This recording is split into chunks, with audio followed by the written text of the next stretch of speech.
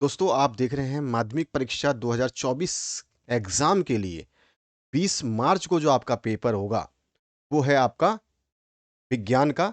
और ये 20 मार्च 2024 को ये पेपर होने वाला है। सभी को पता होगा कि आपका टाइम टेबल जारी हो चुका है। अभी से अगर आपने तैयारी कर ली तो आपको कोई भी इशू नहीं होने वाला है। ये पहला वायरल पेपर मैं आपको दे रहा हूँ जो बहुत ही इंपॉर्टेंट है, और इसमें जो क्वेश्चंस देखोगे आप, मैं सारे आंसर्स बताऊंगा। मज़ा आने वाला है इस क्वेश्चन पेपर को सॉल्व करके, और जितनी जल्दी आप इसको सॉल्व कर लेते हो आपको बेहतरीन फील होने लगेगा। बाकी सारे विषय के प्रश्न पत्र जो आएंगे वो सारे हम आपको देंगे। जैसे पिछले साल हमने बच्चों को कराया था, इस साल भी हम उन बच्चों को सब कुछ करा रहे हैं। तो यहाँ पर देखिए, पहला जो प्रश्न रहेगा, आपको सभी को पता है मॉडल पेपर तो मैंने करा दिया था, तो मॉडल पेपर जरूर चेक कर लेना। एक चीज बात बता दूं मैं आपको, 2022 का मॉडल प्रश्न पत्र जरूर सॉल्व कर लेना, मैंने करवा रखा है। ठीक है, और 2023 का भी आप कर लेना जो कि मैंने करवा रखा है। उसके अलावा 2024 का कर लेना, ये भी मैंने करवा रखा है। तो ये सारे प्रश्न पत्र जो मॉडल प्रश्न पत्र मैं आपको बता रहा हूँ, ये अवश्य कर लेना। अगर आप ये नहीं करते हैं तो आपको थोड़ा सा पछतावा हो सकता है।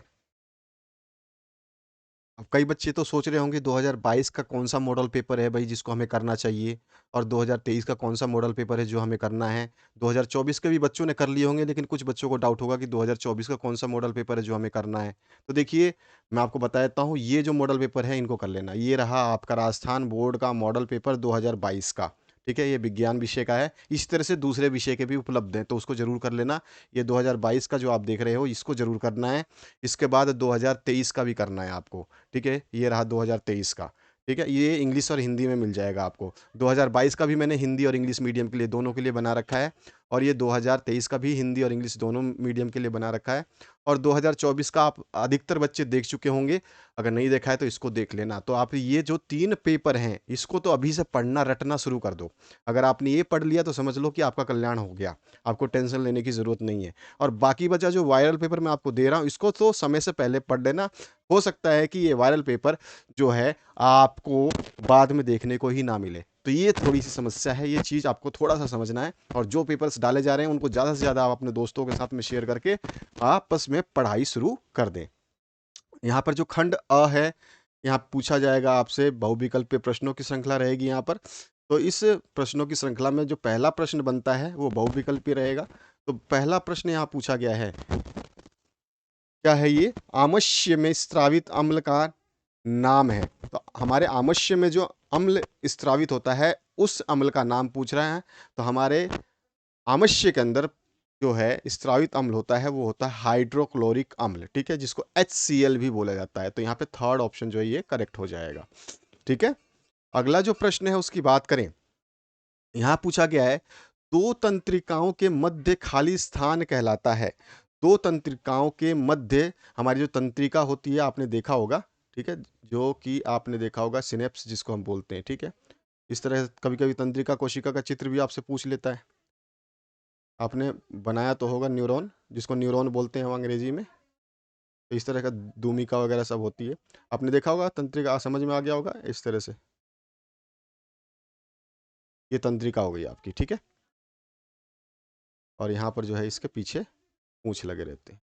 अब इसी तंत्रिका जो ये है, अब बोल रहे हैं कि इस तंत्रिका, अगर मैं इसको हटा दूं यहाँ से, ठीक है, थोड़ा सा छोटा कर लेते हैं ताकि आपको समझ में आ सके मैं क्या कहना चाहता हूँ आपसे।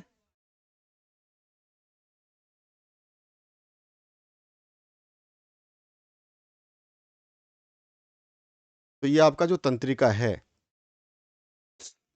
इसका अगर हम बात करें, ठीक है, तो इसको हम एक कर लेते हैं कॉपी, ताकि क्यों हमारे को दूसरा भी इसमें बनाना है। तो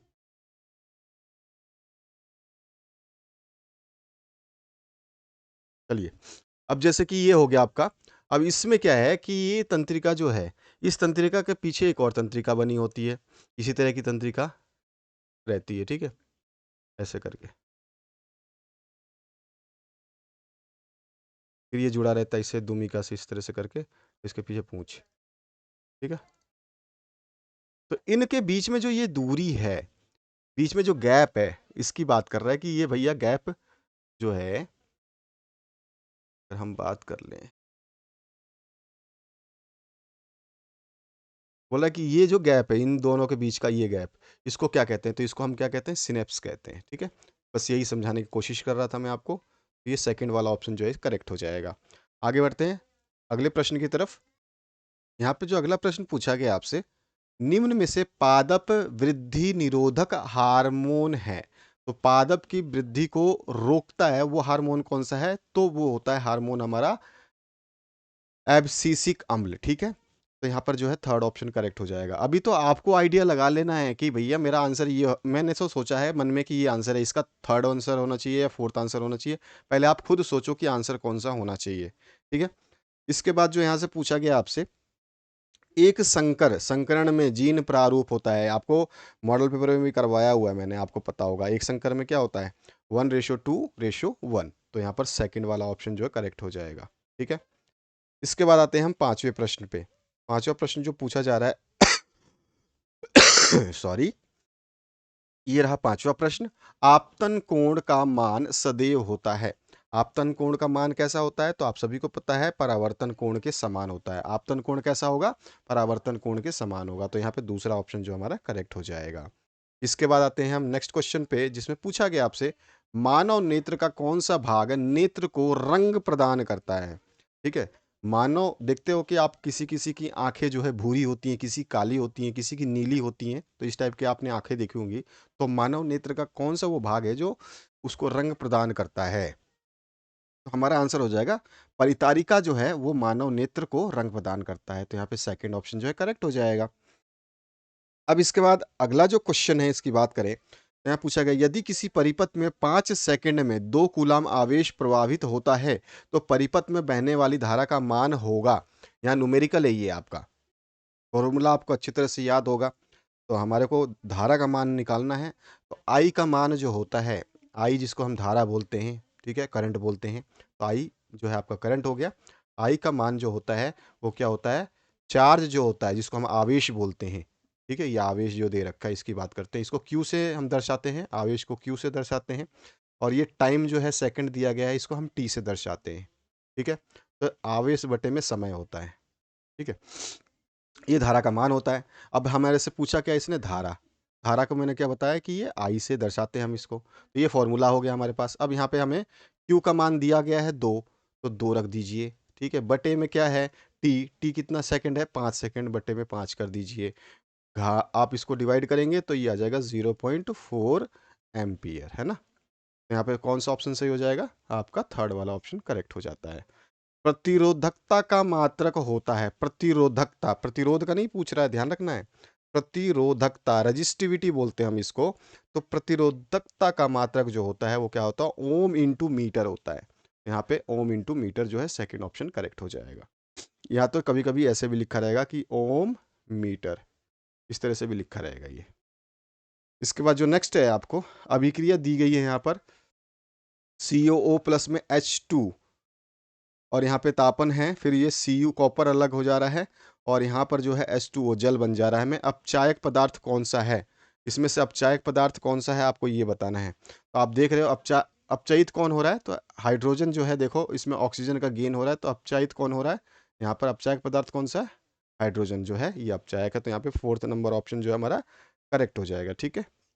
इसके बाद है हरे पादप प्रकाश संश्लेषण में किस गैस का उपयोग करते हैं? सभी को पता है प्रकाश संश्लेषण में जो भी पादप है वो सारे के सारे कार्बन डाइऑक्साइड का प्रयोग करते हैं। तो यहाँ पे थर्ड ऑप्शन करेक्ट हो जाएगा। नेक्स्ट जो है, कमरे के ताप पर द्रव अवस्था में पाई जाने वाली धातु है। कमरे के ताप पर द्रव अवस्था में पाए जाने वाला धातु जो है वो है पारा, जिसको हम मरकरी के नाम से भी जानते हैं, ठीक है। ब्रोमीन भी जो है आपका द्रव अवस्था में पाया जाता है, ठीक है, लेकिन कमरे के ताप की बात नहीं कर रहा है इसमें। और यहाँ पे मार्श गैस का रासायनिक नाम होता है।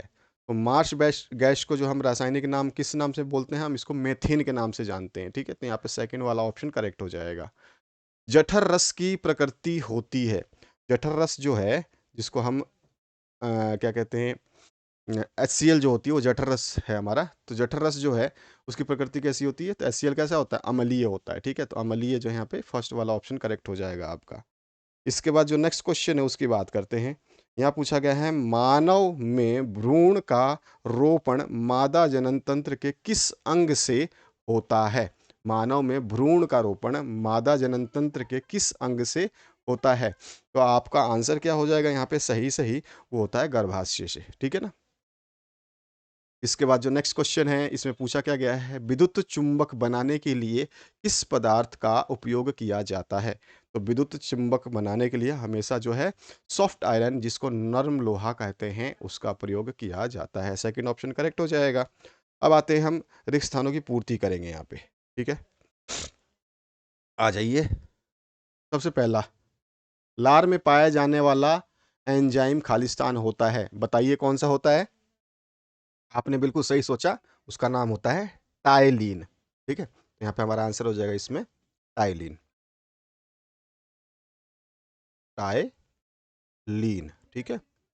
अब इसके बाद जो है प्रकृति में पाई जाने वाली सर्वोत्तम चालक धातु खालिस्तान है, तो कौन सी है? सभी को पता होगा, चांदी। कौन सी है? चांदी, ठीक है? इसके बाद जो नेक्स्ट है आपसे पूछा गया मानव में मादा जनन हार्मोन खालिस्तान होता है, कौन सा हार्मोन होता है? मानव में मादा की बात कर रहा है, ध्यान रखना आपको, मादा से पूछा जा रहा है, तो उसमें कौन सा होता है? एस्ट्रोजन, ठीक है ना? अगर मादा की जगह नर पूछता तो उसमें होता है टेस्टोस्टेरोन, मादा पूछा है तो इसमें क्या होता है? एस्ट्रोजन, एस्ट्रोजन, ठीक है? अब जो है अगला क्वेश्चन, इसमें पूछा गया है कीटों के डंक में पाए जाने वाले अम्ल का नाम खालिस्तान होता है। सभी को पता है कि सभी कीटों में जो डंक मारते हैं उनके अंदर जो अम्ल पाया जाता है उसका नाम होता है मेथेनोइक अम्ल, ठीक है? मेथेनोइक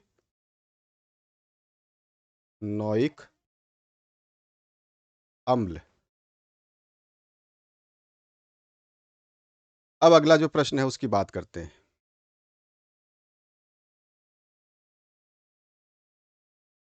इसमें पूछा गया है लेंस की शक्ति का मात्रक होता है, तो सभी को पता है लेंस की शक्ति का मात्रक जो हम बोलते हैं उसको डायप्टर,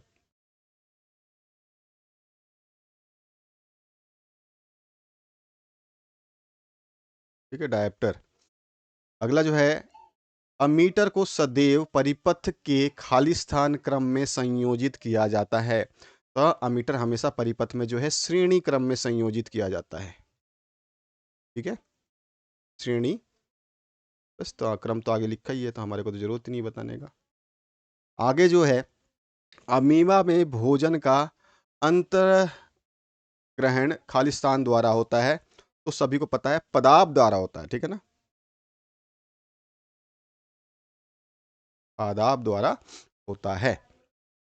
अब आ जाइए आपके जो एक अंकीय प्रश्न रहते हैं जिसको आपको एक पंक्ति में उत्तर देना होता है। तो सबसे पहला प्रश्न पूछा गया है नींबू में कौन सा अम्ल पाया जाता है? तो सभी को पता है नींबू में साइट्रिक अम्ल पाया जाता है। एक्वारेजिया क्या होता है? तो 3 भाग शांत सल्फ्यूरिक अम्ल जिसको हम HCl बोलते हैं, इसमें HNO3 मिलाते हैं 1 भाग, ठीक है? जिसको हम शांत नाइट्रिक अम्ल बोलते हैं। इसी का ताज़ा मिश्रण जो है एक्वारेजिया कहलाता है। ये हो गया इसका आंसर।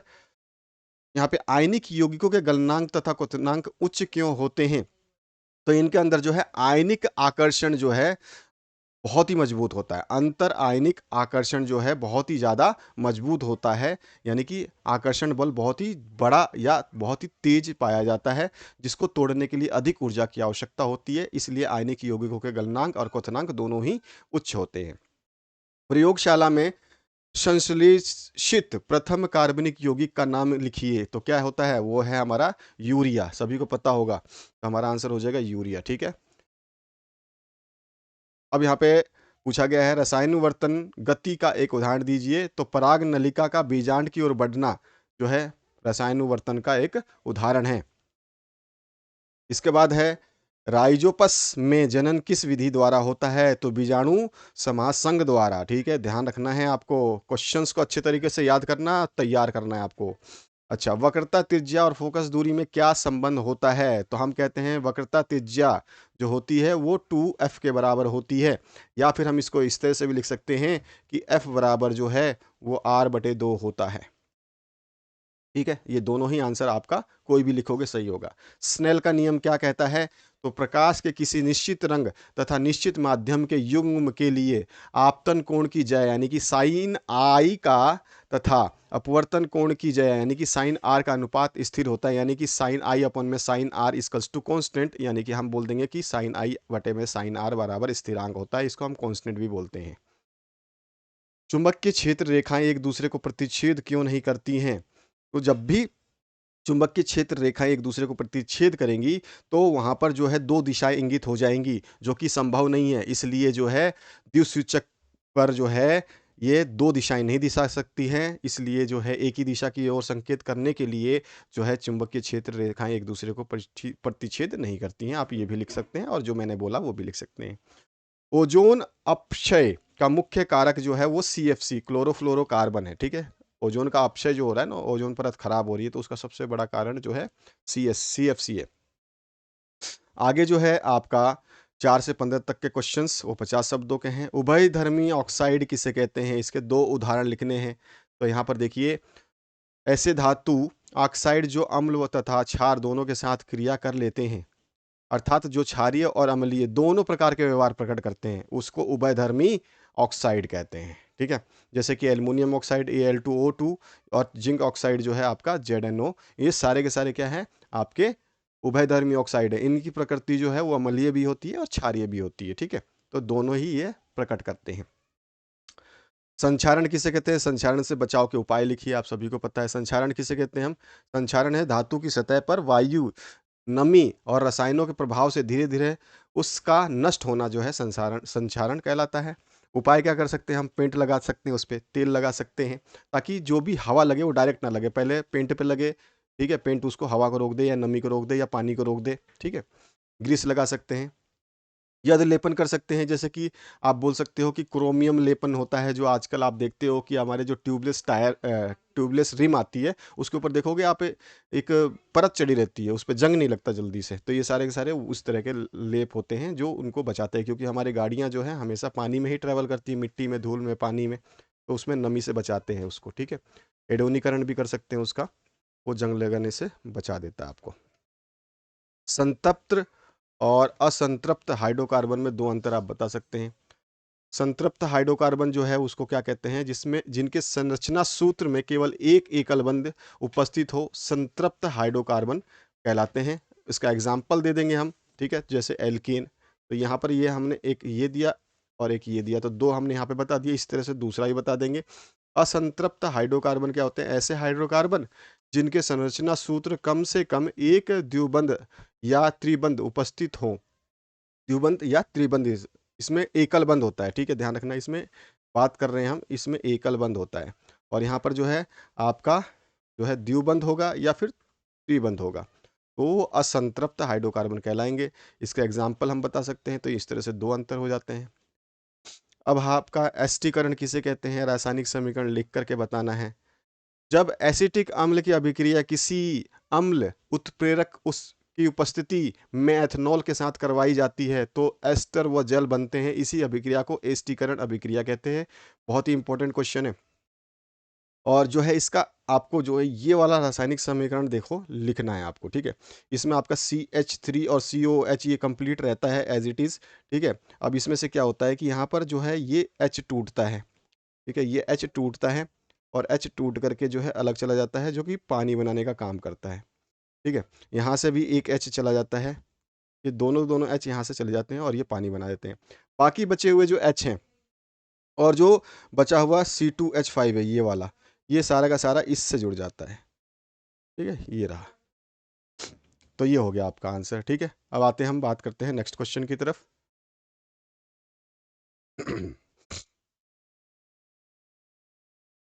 रंध्र किसे कहते हैं? रंध्र के दो कार्य लिखिए, बहुत इंपॉर्टेंट क्वेश्चन ये भी है। पौधों की पत्तियों पर पाए जाने वाले छोटे छोटे छिद्रों को जो हम रंध्र कहते हैं। रंध्र के कार्य क्या हैं? पहला कार्य जो है गैसों के आदान प्रदान में सहायता करता है। दूसरा जो है वाष्पोत्सर्जन जो होती है, प्रकाश संश्लेषण की क्रिया है, उसमें भी ये सहायता करता है। इसके बाद आपका नवा प्रश्न जो है, इसमें आपको समूह जो है सम्मिलित करना है। समूह 1 समूह 2 है। तो अमीबा को जो है आप किससे करोगे? अमीबा का जो होता है अमीबा है द्विखंडन के विधि द्वारा जो है अपना काम करता है, तो यहाँ पे हम बोलेंगे अमीबा द्विखंडन का काम करता है। प्लेनेरिया में जो जनन होता है वो कैसा होता है? तो वो होता है पूर्ण जनन, ठीक है, प्लेनेरिया में। तो यहाँ पर हमारा पूर्ण जनन ये वाला हो जाएगा। इसके बाद जो है आपका तीसरा प्लाज्मोडियम जो है, इसमें कैसा होता है? तो इसमें होता है बहुखंडन द्वारा, तो ये बहुखंडन हो जाएगा आपका। और ब्रायोफिल्म में जो है कायिक प्रवर्धन द्वारा होता है। सारे के सारे जो है आपके इस तरह से मैच हो जाएंगे। आंसर यहाँ पे नीचे दिया गया है, आप देख सकते हैं। नेक्स्ट जो क्वेश्चन है, पुष्प का नामांकित चित्र बनाना है। तो ये वाले चित्र तो मैं कई बार करा चुका हूँ। इस तरह का आप चित्र बना दोगे, वर्तिकाग्र बता दोगे, वर्तिका बता दोगे, स्त्री केसर है, अंडाशय है, पायदल है, दल पुंज या पंखुड़ी है, तंतु है जिसको पुंकेसर के भाग कहते हैं, जिसमें परागकोश आ जाता है। तो ये वाला डायग्राम आपकी बुक में भी है, तो इसको आपको बनाना होगा। आयताकार कांच की स्लैब से प्रकाश के अपवर्तन का किरण आरेख बनाइए। इस बार मॉडल पेपर में भी पूछा गया था, तो इस तरह का चित्र बनेगा, आपको बताया ही था मैंने, तो समझाया हुआ है वहाँ पर। आभासी तथा वास्तविक प्रतिबिंब में दो अंतर बताने हैं। बहुत ही सिंपल सा है। वास्तविक प्रतिबिंब क्या होता है? दो बिंदु स्रोत से चलने वाली प्रकाश किरण यदि परावर्तन या अपवर्तन के पश्चात वास्तव में किसी बिंदु पर मिलती है, तो वो प्रतिबिंब वास्तविक कहलाता है, यानी कि खुद मिल जाए अपने आप। और वास्तविक प्रतिबिंब सामान्यतः उल्टा बनता है, इसे पर्दे पर प्राप्त किया जा सकता है। बहुत इंपॉर्टेंट चीज है कि वास्तविक होगा तो उल्टा होगा, वास्तविक होगा तो उल्टा होगा, और आभासी होगा तो वो सीधा होगा, देखने को मिलेगा आपको सीधा, ठीक है। और ये जो है वास्तव में नहीं मिलते हैं, ठीक है, ये सामान्यतः सीधा होते हैं। आभासी होगा तो सीधा होगा, साथ ही साथ जो है ये दो बिंदु स्रोत चलते तो हैं, लेकिन परिवर्तन अपवर्तन होती है उसके बाद में ये वास्तव में नहीं मिलते, इसको हमें हाथ से खींच करके मिलाना पड़ता है, यानी कि हमें अपना कुछ ना कुछ उसमें इनपुट देना पड़ता है, तब जाके वो जो है मिलती हुई प्रतीत होती हैं, हमें दिखता है कि वो मिल रही हैं, लेकिन एक्चुअली वास्तव में वो नहीं मिलती हैं, तो इसीलिए हम उसको आभासी कहते हैं, इमेजिनरी कहते हैं, ठीक है। इसे पर्दे पे प्राप्त नहीं किया जा सकता, ये बहुत इंपॉर्टेंट चीज़ है, इसे पर्दे पे प्राप्त किया जा सकता है। फ्लेमिंग का वाम हस्त नियम लिखिए, ये क्वेश्चन मैं आपको करा चुका हूँ, मॉडल पेपर देखिएगा, सब कुछ समझाया हुआ है। इसके बाद में विद्युत धारा का तापीय प्रभाव किसे कहते हैं? विद्युत धारा के तापीय प्रभाव पर आधारित दो युक्तियों के नाम लिखिए। ये क्वेश्चन आपको अच्छी तरह से कर लेना है, बहुत इंपॉर्टेंट क्वेश्चन है।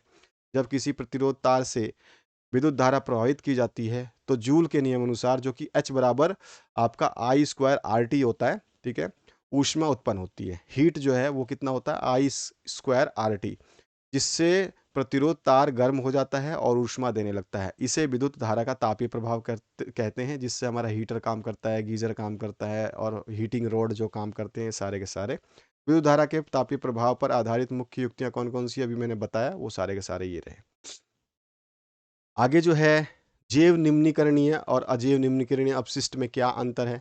आप जानते हो, जो अपना जैविक क्रिया द्वारा खत्म हो जाए वो जैव निम्नीकरण है, और जो जैविक क्रियाओं द्वारा खत्म ना हो पाए पदार्थ, वो आपके अजैव निम्नीकरणीय पदार्थ होते हैं। बस यही आपको लिखना है, और उसके एग्जाम्पल दे देना। प्लास्टिक अजैव होता है, ये खत्म नहीं होता कई सालों तक, और जो बाकी पादप जंतु वगैरह हैं, ये सारे के सारे जो है खत्म हो जाते हैं, कुछ ही समय में गल सड़ के खत्म हो जाते हैं, धरती में मिल जाते हैं। लेकिन प्लास्टिक छोड़ दोगे आप, तो प्लास्टिक जो है ये धरती में जल्दी से खत्म नहीं हो, कई साल लग जाते हैं इसको खत्म होने में।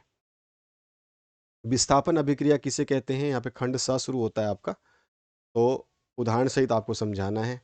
तो विस्थापन अभिक्रिया का हम बता देंगे, हम सभी को पता है, ठीक है, उसका एक एग्जाम्पल दे देंगे। इसी का अथवा पार्ट भी आपसे पूछा गया है, संयोजन और वियोजन अभिक्रिया क्या होती है? इस तरह की अभिक्रिया मैं बता चुका हूँ कई बार आपको।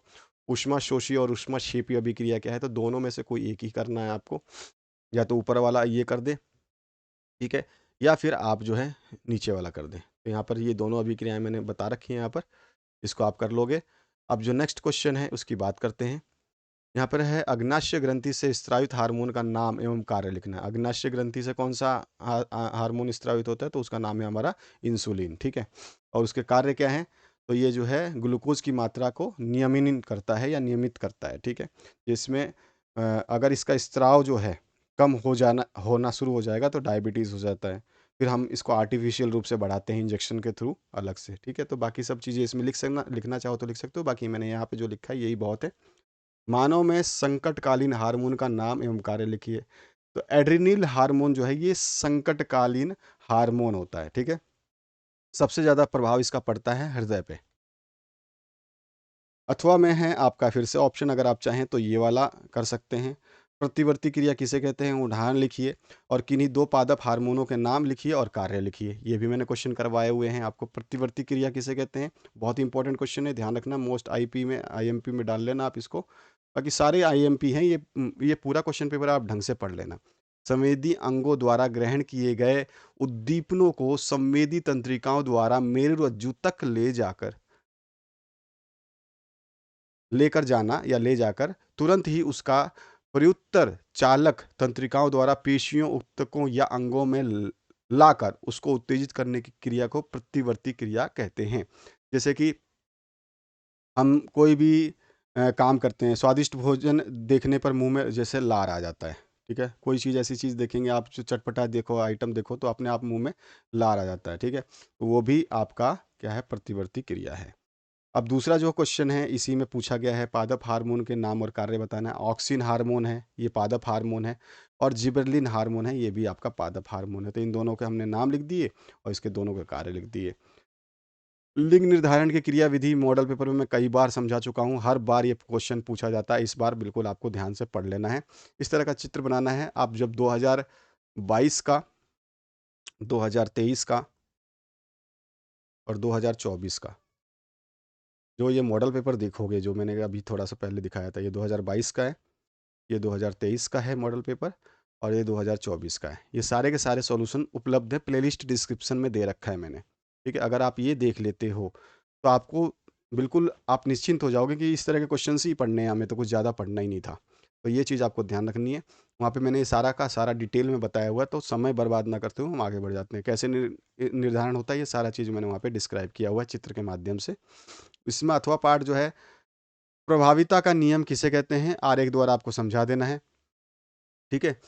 तो यहाँ पे आपका डोमिनेंस वाला क्वेश्चन है, जो संकरण कराया जाता है ना, दो विपर्यासी लक्षणों वाले जन को, यानी लंबा पौधा और बौना पौधा, उसके मध्य जब क्रॉस कराया जाए तो एकल संकरण जो है संकर कहलाया, ठीक है? प्रथम पीढ़ी में जो लक्षण प्रकट हुए वो प्रभावी लक्षण होंगे, और जो लक्षण प्रकट नहीं होते उसको हम अप्रभावी लक्षण कहते हैं। इस नियम को मेंडल का प्रभाविता का लक्षण कहते हैं। जैसे टीटी आपका बड़ा टीटी जो है आपका, लंबे पौधे जिसको हमने बोला, बड़ा टीटी जो है लंबा पौधा है, और बौने पौधे को हमने छोटे टीटी से नाम ले लिया। इन दोनों का जब क्रॉस कराया तो हमारे को क्या मिलेगा, हमारे को मिलता है कैपिटल टी और स्मॉल टी, ठीक है? इस तरह का हमारे को मिलता है। और फिर इसके बाद जो है, ये वाला चार्ट आप बुक से देख लेना, ये डायग्राम सही से यहाँ पे बन नहीं पाया था, तो इस बुक डायग्राम देख लेना, आपको समझ में आ जाएगा। बाकी ये चीज़ आपको लिखनी है।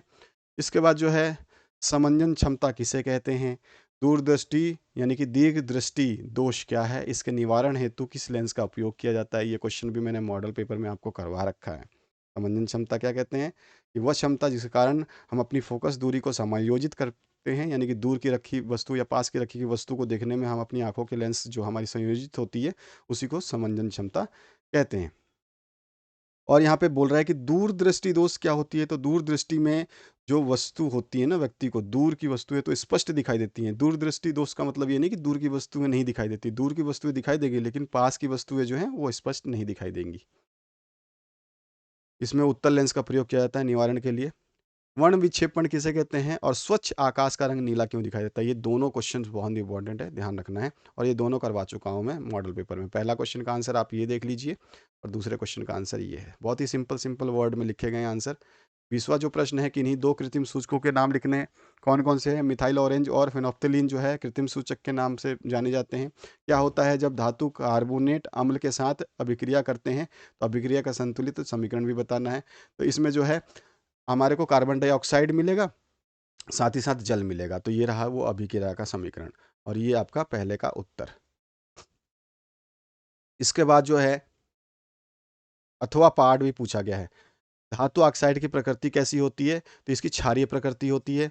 बेकिंग सोडा का रासायनिक सूत्र और रासायनिक नाम तथा दो उपयोग लिख सकते हैं। NaHCO3 जो है बेकिंग सोडा होती है, जिसको हम रासायनिक नाम से क्या बोलते हैं, सोडियम बाइकार्बोनेट बोलते हैं। और इसका उपयोग क्या होता है, रसोई घर में स्वादिष्ट खस्ता पकौड़े यानी कि कुछ भी खाना बनाने में प्रयोग किया जाता है। और एंटासिड के रूप में, यानी कि गैस वगैरह बनती है, अपच होती है, उसके रूप में प्रयोग किया जाता है। अग्निशामक जो यंत्र होते हैं, आग बुझाने वाले यंत्रों में इसका प्रयोग किया जाता है। पावरोटी जो बनती है, केक बनती है, उसमें भी इसका प्रयोग किया जाता है। तो ये सारे के सारे उपयोग हो गए।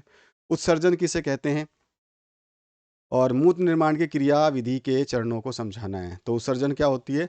जिसमें नाइट्रोजन युक्त हानिकारक जो भी हमारे पदार्थ हैं, उसका निष्कासन हो जाता है हमारे शरीर से, उसी को हम उत्सर्जन कहते हैं। और मूत्र निर्माण की क्रिया विधि क्या है? तो ये भी मैं आपको क्वेश्चन करवा चुका हूँ, इसको थोड़ा सा ढंग से पढ़ लेना अच्छे तरीके से और याद कर लेना। कई बार होता है बोमेन संपुट जो है, उसी के बारे में इसमें समझाना होगा आपको। तो ये आपको इस तरह से आंसर मिलेगा, पढ़ लीजिए इसको और लिख करके तैयार करना है आपको, ठीक है। इसकी विक्रिया विधि थोड़ी सी लंबी है, क्योंकि इसके 2-3 पार्ट में जो है आपको आंसर देने होंगे, ठीक है। इसके अथवा पार्ट में है, दोहरा रक्त परिसंचरण किसे कहते हैं? और धमनी तथा शिरा में क्या अंतर है? बहुत इंपॉर्टेंट क्वेश्चन, धमनी शिरा वाला तो पूछता ही पूछता है। दोहरा रक्त परिसंचरण क्या होता है? रक्त एक चक्र में 2 बार हृदय से गुजरता है। पहली बार शरीर का समस्त अशुद्ध रुधिर जो है हृदय के दाहिने आलिंद में एकत्रित होकर के दाहिने निलय से होते हुए फेफड़ों में जाता है, तथा दूसरी बार हृदय के बाएं आलिंद में फेफड़ों से फुसफुस शिराओं द्वारा एकत्रित शुद्ध रुधिर जो है महाधमनी द्वारा समस्त शरीर में पंप किया जाता है। इस प्रकार के रुधिर परिभ्रमण को जो है दोहरा रक्त परिसंचरण कहते हैं। यानी कि एक बार जो गंदा रुधिर है वो हृदय में आएगा और दूसरी बार जो है उसको छान करके कुछ ही सेकंडों में, पल भर में, सेकंड भी नहीं लगते, वो जो है आपका रुधिर चला जाता है विभिन्न अंगों में। धमनी शिरा में अंतर क्या है? तो 3-4 अंतर आपको बताने हैं, इस तरह का टेबल बना के बताना है आपको, ठीक है। तो आपको सभी ने कई बार पढ़ रखा होगा धमनी क्या होती है, शिरा क्या होती है। इसके बाद जो है प्रतिरोधकता किसे कहते हैं? अभी-अभी हमने बात किया था कि प्रतिरोधकता क्या होती है? जो है लंबाई, प्रतिरोधकता इकाई लंबाई एवं इकाई अनुप्रस्थ काट वाले तार का प्रतिरोध ही तार की प्रतिरोधकता यानी विशिष्ट प्रतिरोध कहलाती है। प्रतिरोधकता का मात्रक अभी मैंने बताया था एमसीक्यू में, ओम इंटू मीटर होता है। अब यहाँ पे बोला गया है 1 ओम, 2 ओम और 3 ओम के प्रतिरोध जो है श्रेणी क्रम में है। श्रेणी क्रम का मतलब हो गया कि सारे जो रेजिस्टेंस है, जो भी ओम हैं, ये सारे जुड़ जाएंगे सीधे सीधे। अगर ये समांतर क्रम में होते तो इसके एक बटे में सबके ऊपर एक लग जाता। तो ये हो गया 1 + 2 + 3, टोटल हो गया 6। परिपथ का कुल प्रतिरोध, प्रवाहित धारा का मान निकालना है। कुल प्रतिरोध कितना हो जाएगा? तो 6 हो गया, ठीक है। और धारा का मान निकालना है, तो ओम के नियम से हम जानते हैं V = IR होता है, ठीक है। तो हमें धारा का मान, I का मान निकालना है, तो I = क्या हो जाएगा? V/R। और हमें जो है वोल्ट कितना दे रखा है? V का मान दे रखा है 6 वोल्ट, ठीक है। बैटरी का जो मान दे रखा है वो 6 दे रखा है। R हमने अभी अभी निकाला था, R है 6, तो 6/6 कितना हो जाएगा? 1, यानी कि 1 एम्पीयर जो है परिपथ में बहने वाली कुल धारा होगी। तो ये हो गया इसका आंसर। ओम का नियम क्या है? इसको कई बार समझाया हुआ है, इसको समझ लेना, मॉडल पेपर देखना, उसमें आपको समझ में आ जाएगा। किसी विद्युत परिपथ में 5 एम्पीयर की धारा प्रवाहित करने पर 20 वोल्ट का विभवांतर उत्पन्न होता है। परिपथ का प्रतिरोध ज्ञात कीजिए।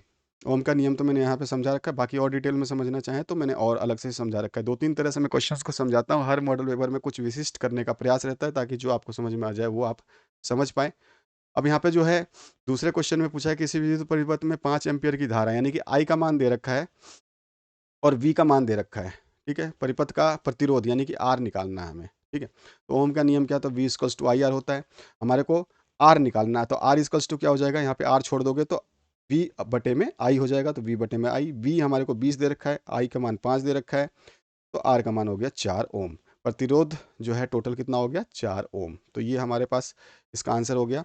आशा करता हूँ इस वीडियो को देख करके आपने अपने आप को बहुत ही अच्छा फील महसूस किया होगा, और इस वीडियो को ज़्यादा से ज़्यादा जो है आप तैयार करें बेहतरीन तरीके से। सारे क्वेश्चंस के आंसर इसमें उपलब्ध हैं, इसको छोड़ना नहीं है। 10 बार देखना पड़े 10 बार देखिए, लिखना पड़े लिखिए, याद जरूर करिए। ये क्वेश्चन पेपर बहुत ही इंपॉर्टेंट है आपके लिए। तो आशा करता हूँ इस वीडियो को आपने शेयर भी कर दिया होगा अपने दोस्तों के साथ में। Thank you very much, have a good day.